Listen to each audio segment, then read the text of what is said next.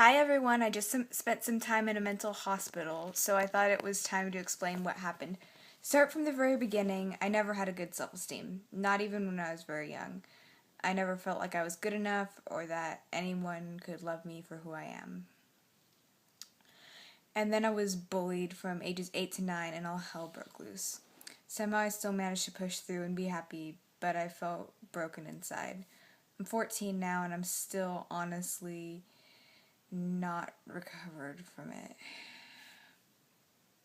Anyway, in 2010 I met Mike, and I actually felt like someone liked me for who I really am. Not who I pretended to be, not who he wanted me to be, just me. Things got really good. I met you guys, I stopped pretending to be someone I'm not. I broke off some unhealthy relationships with people who didn't really care. I became more involved in the world of literature, but then things got worse. I was still scared, I had lots of trust issues because I'd been hurt too much. I hated myself. Really, truly despised everything about me. This loathing consumed my entire life. I thought about suicide constantly. I just felt like a burden to everyone, like they'd all be better off without me. I became addicted to cutting. I have big issues with depression and anxiety, and to be honest, it really sucks. In April, I found out that my dad was having an affair. Long story short, lots of drama ripped my family apart.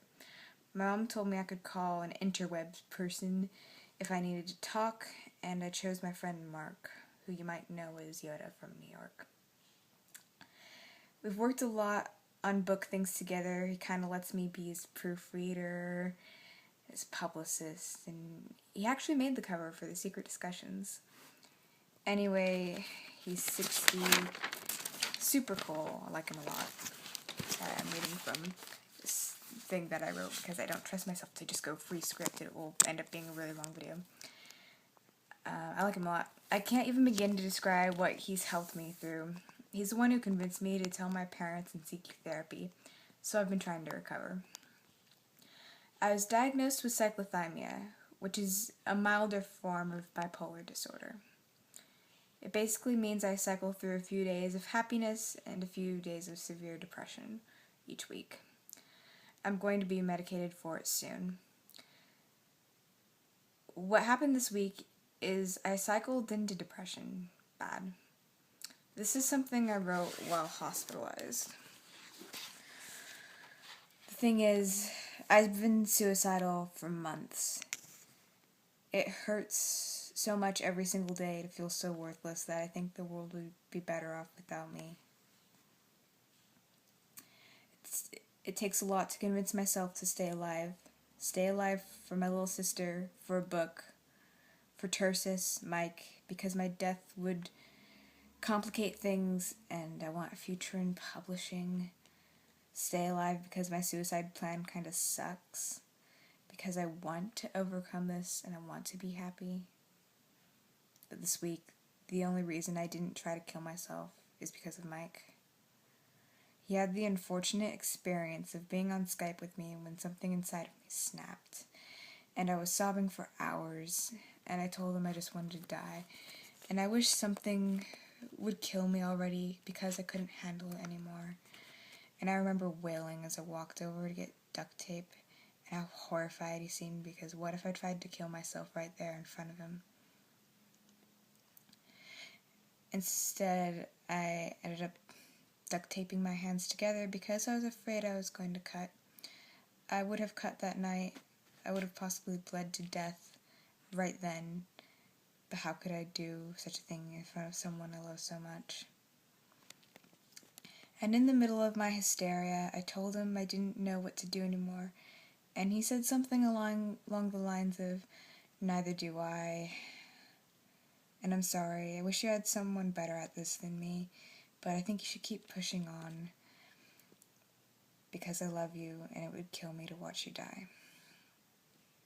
He told me he loved me so many times that night. And I kind of had to put myself in his shoes for a bit. And imagine how it would rip my soul apart to watch him go through something like this. or lose him, and it was a rare time in which I realized how irrational my thoughts were, and I could never put the love of my life in so much pain. So instead of taking my own life on Thanksgiving like I had been considering, I told my therapist, and she sent me here being the mental hospital, immediately. Last thought before I read Looking for Alaska in the Mental Hospital. It's a really good book. All I want in life is to be human and loved. I want to make mistakes like a human and be loved anyway. And I am, and I'm thankful for that.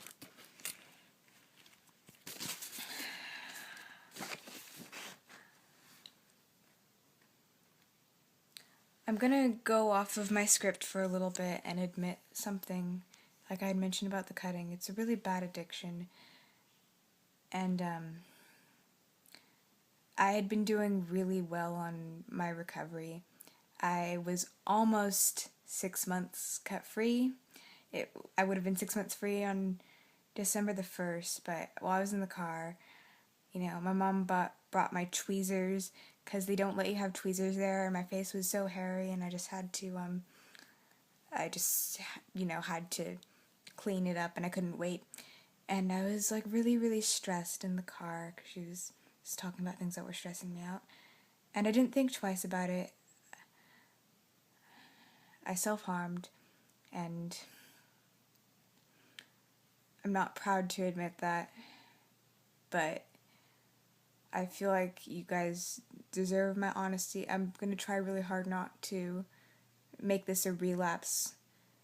I want that to be the last time in a long time. Just like, as simple as it was, I just lost it. And I wish I didn't. I really, really regret it. But I can't take it back. I want to leave you with this. Look at me. Did you think I was suicidal? Probably not. The majority of people in the adolescent ward of the mental hospital seemed perfectly normal, and they were nice, supportive, wonderful people. So just don't judge anyone. And anything you want to know about me or my experience at the mental hospital, just ask. Thanks for being awesome, and please excuse me if I seem out of sorts. I love you all. Now that was where I was going to stop the video because I wasn't sure how long it was going to be. But it looks like here I have a few more minutes before I'm going to be like, this video is way too long. So I'm just going to talk really quickly about my experience there. The first 2 nights were hell and like some of the worst experience of my entire life. Like, they put me in what they call line of sight, which is so scary. Like, they have this room and it was completely blank. They just had these green walls and tile, and there's a video camera at the top, and it was freezing. I couldn't sleep. I just cried all night and like tried to write. Miserable. That like made me want to die.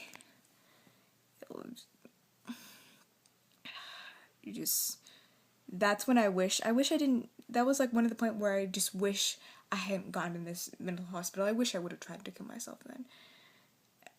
But, and the thing is, I seemed so depressed. I was like crying nonstop those 2 days that they were only supposed to keep me there for 24 hours. They ended up keeping me there for 48 hours, and I was miserable. And then on the 3rd day, I'm like, you know what? Just gotta fake happiness. Just gotta fake it. Gotta fake it to like move on and get the hell out of there. So I did, and the thing is, once I tried to fake happiness, I realized it wasn't too hard to actually be happy there. I mean, it wasn't such a bad place once you get out of the quiet room, which is so scary. Someone carved the word home into the wall. Like, that scared me. That place wasn't home. No, how wrong is that? That was twisted.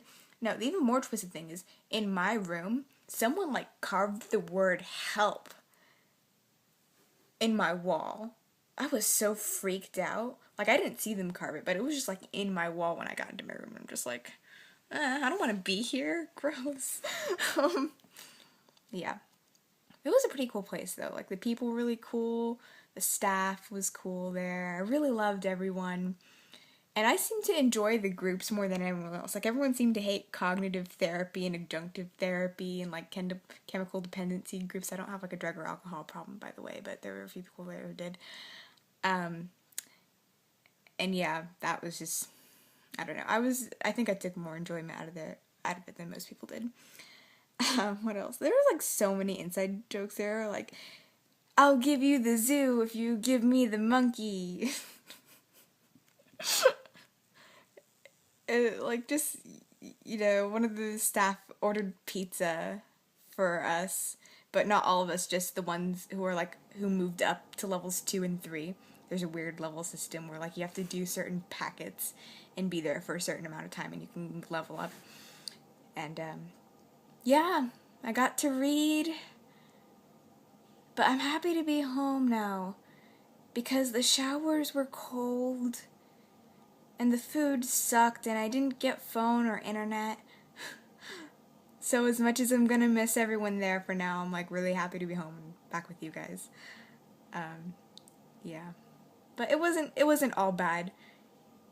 Like I said, the first 2 nights, most miserable experience I've had, and, like, the rest of it, it's kind of like a little sanctuary there.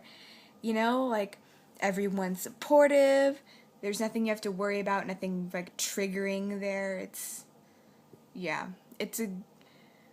I definitely think going to a mental hospital is a good thing if you are feeling suicidal, because this is by no means, like, the end of my problems. I still don't really know why I'm this way, and I recognize that at a lot of times I will still have suicidal thoughts.